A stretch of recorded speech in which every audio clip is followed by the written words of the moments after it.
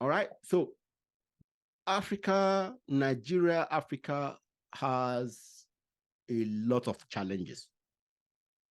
Okay. Now, what, in your view, what are the biggest challenges that we face in Africa in this century? Education. Okay. Yeah. Okay. The Bible says, my people perish for lack of knowledge. Okay. Yeah. If you look at data and information out there, the most successful countries are those that have the highest literacy levels. And that's why you find that even countries like the United States of America, that is supposed to be the largest economy in the world, it is because of the level of illiteracy and low education in certain areas. Attainments. They would listen to a lot of propaganda. Yeah. And believe it as the Bible, gospel truth. So yeah. America is supposed to be number one, but their education is skewed.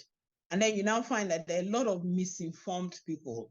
But look at a country like Netherlands, very small, high level of literacy, very egalitarian society where everybody seems to be doing well. They have their own work parties.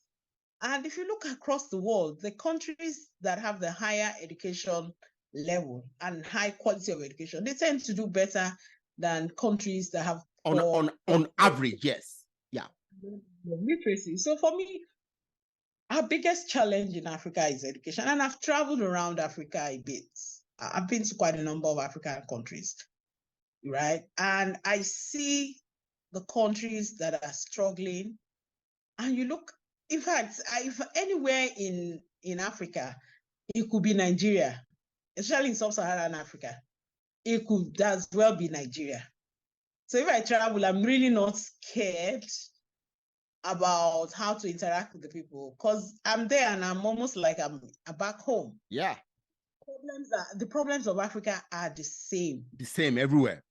For me, our biggest challenge is education. And then, at the quality of political leadership we have across Africa.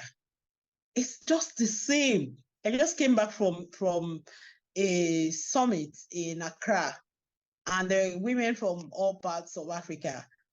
And our problems are the same. And we ask, who is doing this to us? We are doing it to ourselves. Yeah. So for me, education and then the quality of political leadership is a huge challenge. But I believe that if we can improve on education, the quality of education we get, the access to information, the level of personal research that people are able to conduct, even in primary school, Africa will become a better continent because our quality of thinking will change. Right now, we have an external focus, right? Yeah. We think that everything that happens is not our problem. Yeah. Or somebody else. Somebody's doing it. So exactly. Africans have an external locus. We always think that, hey, I can't do anything. And so that's a big problem. Instead of saying, you know what, this is my future. I can decide what I want to be. I can work to be what I want to be. Sometimes I look at myself and I look at where I'm coming from and I'll say, well, how did I get from here to there? And I see that it's a journey mixed with different thorns and thistles, and then some roses that makes it look very bright and beautiful on the outside. So it's a journey, but I can think that way because I'm educated, I'm informed, I'm also learning, I'm trying to find out what's happening.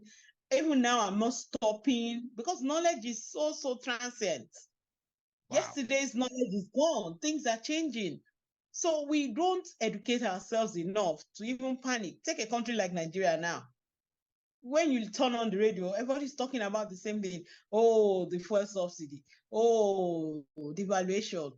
Meanwhile, in this country of 200 million people, there are still so many problems to be solved, so many things to be done, and people will pay for it. So why don't I think of how to make myself a person of value that people will want to pay for?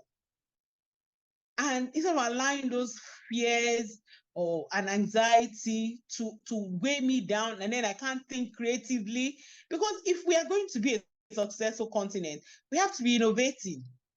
But what are we innovating? So the problem of Africa is, for me, I've narrowed it down to poor quality education. We don't think. We're not critical thinkers anymore. So this person says this, everybody goes to sleep. And you're waiting for somebody else to come and solve the problem.